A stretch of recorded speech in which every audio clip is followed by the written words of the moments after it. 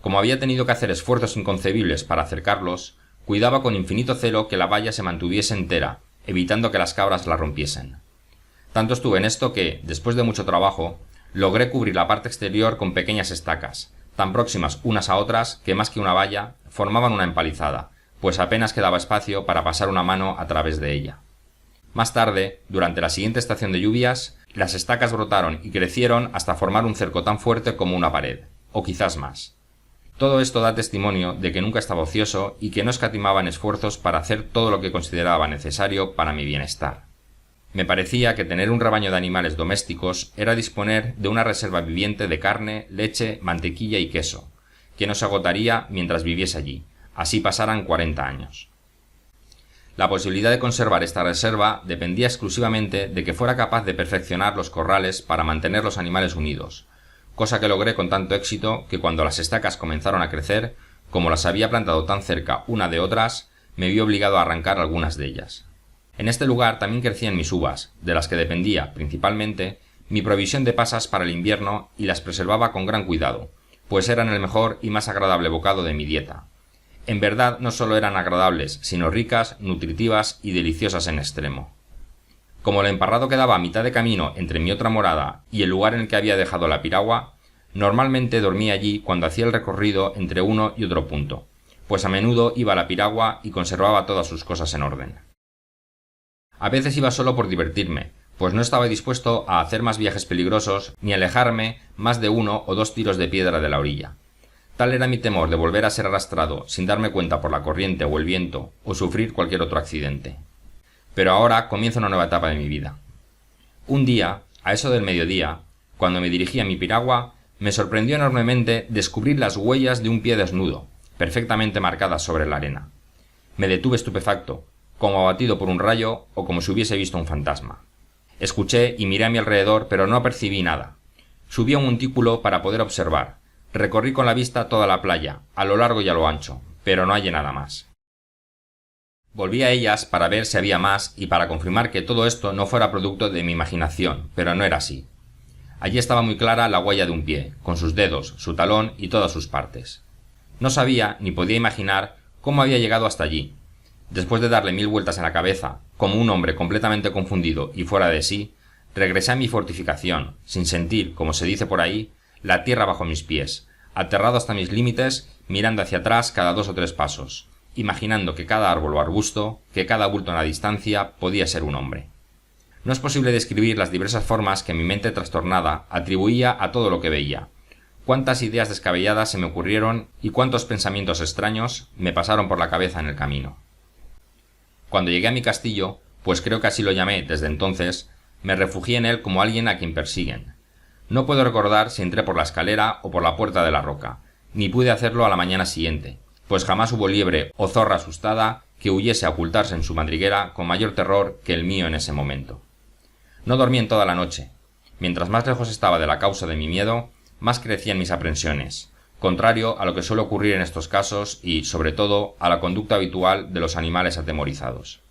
Pero estaba tan aturdido por los terrores que imaginaba que no tenía más que pensamientos funestos, aunque en aquel momento me encontrara fuera de peligro. A veces pensaba que podía ser el demonio y razonaba de la siguiente manera.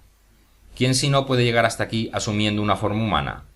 ¿Dónde estaba el barco que los había traído? ¿Acaso había huellas de otros pies? ¿Cómo es posible que un hombre haya llegado hasta aquí? Pero luego me preguntaba, igualmente confundido, ¿por qué Satanás asumiría una forma humana en un lugar como este, sin otro fin que dejar una huella y sin tener la certeza de que yo la vería? Pensaba que el demonio debía tener muchos otros medios para aterrorizarme, más convincentes que una huella en la arena, pues viviendo al otro lado de la isla no podía ser tan ingenuo como para dejar la huella en un lugar en el que había una entre 10.000 posibilidades de que la descubriera. Más aún, cuando tan solo una ráfaga de viento habría sido suficiente para que el mar la hubiese borrado completamente. Nada de esto concordaba con las nociones que solemos tener de las sutilezas del demonio, ni tenía sentido en sí mismo. Estas y muchas otras razones me convencieron de abandonar mi temor a que se tratara del demonio, y pensé que acaso se tratara de algo más peligroso aún, por ejemplo, salvajes de la tierra firme que rondaban por el mar en sus canoas y que, impulsados por la corriente o el viento, habían llegado a la isla. Habían estado en la playa y luego se habían marchado, tan poco dispuestos a quedarse en esta isla desierta como yo a tenerlos cerca.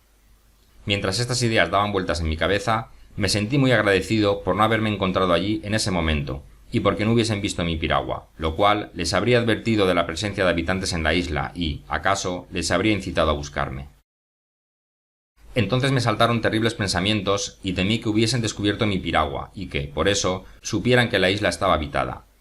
Si esto era así, sin duda, vendrían muchos de ellos a devorarme y, si no lograban encontrarme, descubrirían mi refugio, destruirían todo mi grano, se llevarían todo mi rebaño de cabras domésticas y yo moriría de hambre y necesidad. El temor borró toda mi esperanza religiosa. Toda mi antigua confianza en Dios, fundada en las maravillosas pruebas de su bondad, se desvanecía ahora, como si Él, que me había alimentado milagrosamente, no pudiese salvar, con su poder, los bienes que su bondad me había conferido. Me reproché mi comodidad, por no haber sembrado más grano que el necesario para un año, como si estuviese exento de cualquier accidente que destruyera la cosecha, y consideré tan merecido este reproche que decidí, en lo sucesivo, proveerme de antemano con grano para 2 o 3 años, a fin de no correr el riesgo de morir por falta de pan, si algo ocurría. Qué misteriosos son los caminos por los que obra la providencia en la vida de un hombre. Qué secretos y contradictorios impulsos mueven nuestros afectos, conforme a las circunstancias en las que nos hallamos. Hoy amamos lo que mañana odiaremos. Hoy buscamos lo que mañana rehuiremos. Hoy deseamos lo que mañana nos asustará e, incluso, nos hará temblar de miedo.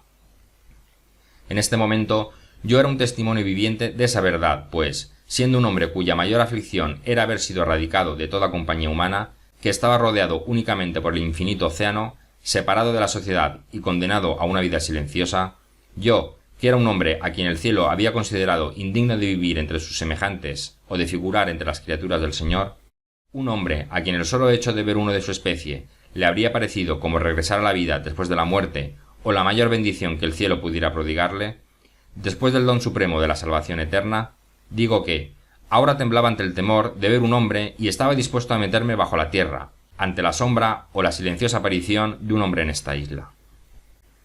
Estas vicisitudes de la vida humana, que después me provocaron curiosas reflexiones, una vez me hube repuesto de la sorpresa inicial, me llevaron a considerar que esto era lo que la infinitamente sabia y bondadosa providencia divina había deparado para mí. Como no podía prever los fines que perseguía su divina sabiduría, no debía disputar sus decretos, puesto que él era mi creador y tenía el derecho irrevocable de hacer conmigo según su voluntad. Yo era una criatura que lo había ofendido y, por lo tanto, podía condenarme al castigo que le pareciera adecuado y a mí me correspondería someterme a su cólera porque había pecado contra él. Pensé que si Dios, que era justo y omnipotente, había considerado correcto castigarme y afligirme, también podía salvarme y, si esto no le parecía justo, mi deber era acatar completamente su voluntad.